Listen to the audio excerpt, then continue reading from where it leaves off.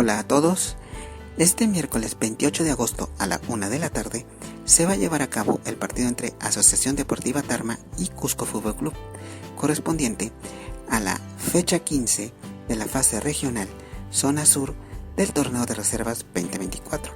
El escenario será en el Estadio Unión Tarma, ubicado en Tarma, Junín. Esperemos de que haga un excelente partido y que gane el mejor.